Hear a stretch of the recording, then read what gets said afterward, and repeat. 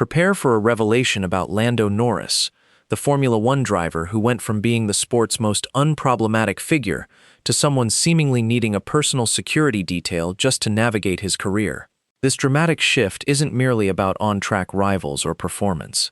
It's a complex web involving his mentality and, most notably, his public image, which has spiraled from universally wholesome to a constant headache for his PR team. If you still believe he's the controversy-proof driver we once knew, you might be in for a rude awakening. It's surprisingly easy to find numerous social media posts that paint a very different picture, and I uncovered them faster than you could complete a simple puzzle. Over the past few years, Lando has arguably accumulated more adversaries and obstacles than any other driver, creating a situation where trouble seems to lurk around every corner. Yet, his most formidable opponent stares back at him from the mirror, for one of Lando's greatest challenges is himself. Many of these issues truly began to escalate in 2024.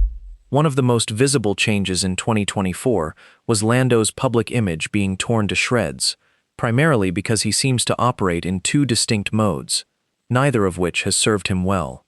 Mode 1 is what some call rage baiting, or more commonly, trash talking. The art of trash talking in Formula One can be absolutely hilarious, or make a driver look incredibly cool. Max Verstappen and Zak Brown are perfect examples of those who pull it off with ease.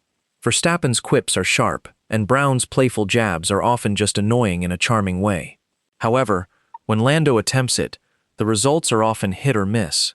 Sometimes it lands as funny, but too often, it becomes a public relations disaster. Take 2021, for instance, when Lando remarked about a rival, "No offense, but he should focus on driving." While some found it amusing, the fans of the driver he targeted were furious. In 2020, Lando famously suggested that Lewis Hamilton should win every race because he had the fastest car, a comment that, ironically, might now apply to Lando himself. Then came 2024, when Lando delivered a brilliant combo of PR destruction, dismissing another driver's success as, "not talent, it's just luck." It's just luck. Overall, when Lando trash talks, his emotions often get in the way. Instead of making him look like a formidable competitor, it simply makes him harder to like. For me, it wasn't frustration but concern that arose. I kept wondering, where is his PR team? But I cannot say the same for everyone else. Trash talking invariably puts more pressure on drivers to perform, and the unfortunate truth is that Lando often struggles under this pressure, folding almost immediately. This brings us to Lando's second major opponent, mistakes. Throughout 2024 and 2025, Lando has made more errors than any other driver in the top 5. That's a telling statistic, especially when one of your competitors is George Russell on the final lap of a race. Here's a quick rundown of Lando's missteps over just the past couple of years. In 2024, he lost 6 places in the China sprint after securing pole position. He dropped another 2 positions in Spain after starting from pole, and 2 more in Hungary, again after pole. In Belgium, he lost 3 positions after the first corner, followed by 2 in Italy after pole. Then, in Austin, he lost 3 positions after yet another pole. Finally, he fumbled his championship hopes in the Brazil race restart. Moving into 2025, Lando crashed his car during qualifying in Saudi Arabia. While he did manage some excellent starts in races like Bahrain, this being Lando, he was subsequently penalized for being out of his grid box by a significant margin. It's almost ironic how, after a long streak of poor starts, the one time Lando gets a good one, it turns out to be illegal. The joke practically writes itself. Personally, I don't typically mind when a driver makes mistakes. It happens. What makes it so frustrating with Lando is that his errors have cost him numerous potential wins and even a championship. This stings even more because he often hypes himself up with a lot of audacious talk, only to fail to deliver. This is precisely why many find it difficult to sympathize with Lando. Not only does he falter so badly, but he consistently fails to walk the talk. There's a reason people allow Max Verstappen to get away with so much. The man is a 4-time champion. Max could declare he's going to throw a boulder into the McLaren garage, and no one would bat an eye, either out of respect or perhaps mistaking the boulder for Zak Brown. But let's return to Lando's first opponent, himself. When Lando makes mistakes, this is often when he switches to his second mode, self-hatred. This is a pattern we've observed most frequently in 2025, with Lando often visibly beating himself up. This isn't constructive either, as it erodes his confidence and leaves everyone confused. How does one transition from a WWE SmackDown level of confidence, declaring "I'm a champion, so shut up," to expressing self-loathing the very next season? Such a drastic switch is something you'd typically expect from a Ferrari driver. For example, after Lando crashed in Saudi Arabia 2025, he was heard on the radio saying, "I'm good. Idiot." In interviews, when he doesn't achieve a good result, he often sounds sad and defeated, uttering phrases like, "No, I didn't even go a tenth quicker, so, I'm just not quick enough." Or when asked how he plans to pick himself up, he might simply say, "Go to sleep." It's clear his team has a lot of work to do. We expected a villain arc from Lando, not a depression arc. Ultimately, nobody wants to see Lando either overly confident or acting like a self-conscious teenager. The solution is straightforward. He needs to find a balance, being self-critical without becoming depressed, and confident without appearing cocky. Or, if he must be cocky, he needs to drive as fiercely as he speaks. If Lando can achieve that, by all means. But most of the time, he struggles with this balance, and it significantly impacts him, especially when battling other drivers on track. This brings us to Lando's third opponent, Max Verstappen. All I can say is that the way this man can dominate Lando is insane. Max might be Lando's ultimate rival because every time Max Verstappen encounters Lando Norris, McLaren's Lando Norris seems to end up in Verstappen's undefeated domain. When these two battle, it's always a heart-stopping affair. Every second they go wheel to wheel, I feel my life expectancy shorten by 3 days. In Austria 2024, they nearly collided. In Mexico, Max almost took Lando out. In Austin, Max and Lando duked it out while the FIA officials probably had a stroke. If this continues, I doubt I'll make it past 40. To illustrate just how much of a threat Max is to Lando, consider Miami 2025. Even when Max wasn't remotely on Lando's pace, he still managed to cost him the win.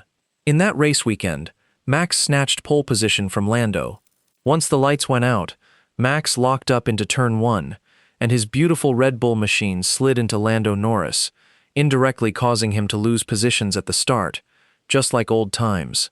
Max then held up Lando for several laps, while Oscar Piastri cruised to victory, ultimately costing Lando the win. This man, even a day after his child was born, still drove as if his life were on the line. You could give Max a toy car, and he would still cause Lando issues. Other examples include Australia 2025, where Max, with an inferior car, nearly chased down Lando for the win.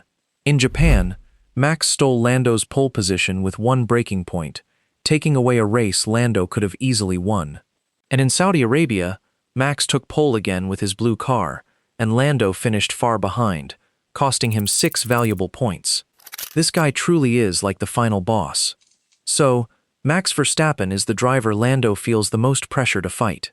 If Lando cannot straighten out his mentality, he will continue to falter. While mistakes, mentality, and battling drivers on track are all factors Lando can improve upon, and when he does, he'll undoubtedly be winning left and right, there's an opponent number 4, and this one is particularly challenging because it has nothing to do with Lando's own actions. One of Lando's biggest obstacles in his racing career is simply that Oscar Piastri exists. Now, these two aren't feuding, they're teammates and friends. For now, at least. Who knows what the future holds, especially after incidents like a massive crash where he collided with his teammate. But let me tell you something. Oscar Piastri can perform just as well as Lando, if not better, on some race weekends. With less than half the experience, Oscar has even surpassed Lando in wins while competing in fewer than 82 Grand Prix. He was also able to snatch the championship lead from Lando. I don't care who ultimately wins, but for Oscar to achieve that in his 3rd year is absolutely insane. Lando, in his 3rd year, was busy bottling potential wins. The best way to describe these two is that, on paper, Lando should clear Oscar by a significant margin. But I don't think Lando can read the paper, because in China 2025, Oscar won by securing pole and cruising to victory. In Bahrain, Piastri won from pole again. In Jeddah, He won from second place while Lando crashed in qualifying. And in Miami, Oscar won after letting Max and Lando ruin each other's races. The dynamic so far is that Oscar is the driver with superior racecraft, while Lando often has the edge on raw pace. They are incredibly close in comparison, and this makes Oscar not only a rival on track, but also indirectly damages Lando's reputation by setting such a high standard. Consider Oscar Piastri's traits: super chill, unproblematic, consistently quick performance, maturity, and phenomenal emotional range. When you have a teammate like that, the comparisons are bound to be harsh. Personally, the thought that runs through my head is, why should I root for a driver who takes jabs at others, then proceeds to falter, and then turns into a depressed Ferrari driver, when I could be rooting for a guy who makes the exact same face whether he wins or loses a race? And he also hits the gritty dance move, though not as well as Fernando Alonso. But still, the point is, I know Lando and Oscar are both extremely talented, but I can't shake that thought from my mind. I want to like them equally, but Oscar Piastri just so happens to exist. Lando, I believe, is aware of the high standard Oscar has set, which makes him even more conscious of his fifth opponent, public opinion. In 2025, Lando quickly understood that his public image was in a precarious place, and I appreciate his awareness of that. He acknowledged, obviously, it was always going to get narrow, especially with Max. What can I say? If I don't go for it, people complain. If I go for it, people complain. So, you can't win. But unfortunately, it might be too late. Lando's reputation is teetering on the edge of a cliff, ready to fall into a burning volcano, and his fingers are slick with oil. One wrong move, and it's over. Lando has single-handedly proven that ruining a reputation is far easier than building one. The amount of negativity he's been receiving is truly astonishing. Everywhere you look, you'll find criticism. You could be on Reddit looking at F1 driver fan art, and someone would inevitably complain about Lando's hands because they dislike him that intensely. The worst part is that Lando gives attention to this negativity. First, he apologized at the FIA awards show for his 2024 comments, retracting his statement that success was all luck and no talent. While his PR team likely coerced him, it would have been far better to simply move on. He then brings attention to the criticism in post-race interviews, but the most alarming instance was when he was seen liking negative comments on Instagram. I have never witnessed such employed person do such unemployed things in my life. I'd like to think that perhaps Lando was not thinking clearly after a race weekend to make him respond to such comments. But it genuinely looks like he's absorbing all the negativity, which is not just a waste of time, but a horrible mentality. When you look at a driver like Max Verstappen, when he gets booed, he simply does not care. But with Lando, you get the feeling that he desperately wants people to like him, whereas ideally, he should not care at all. You don't need validation to be a better driver, so Lando, just be yourself. Accept criticism when you know you need it. And if people are just hating, ignore a pointless insult like a mature adult. But if you still want to fire back, do it with a better result. Finally, let's discuss Lando's last opponent. And no, it's not Ferrari, though I must admit, I was mistaken earlier. Instead, it's any of these teams. Williams, who are surprisingly faster than Ferrari at times, Aston Martin, once Adrian Newey truly commits, and Mercedes, the team that seems to materialize out of nowhere. Particularly George Russell, a driver who often succeeds more by doing less. Because when George actually tries to get a good result, he either causes a collision or crashes himself. But when he does absolutely nothing, he wins anyway. When you least expect him, he will be there. Who knows? Maybe Max Verstappen's child was George Russell all along. Maybe George Russell was the friends we made along the way. But the point is, these teams are all lurking, ready to strike if McLaren falters, and Lando needs to be fully focused. That concludes our look at Lando Norris and his opponents, all of whom seem to present equal amounts of trouble. But honestly, he just needs to focus on one, and that is the man in the mirror. Because Lando could be racing against a fighter jet, and his biggest opponent would still be himself.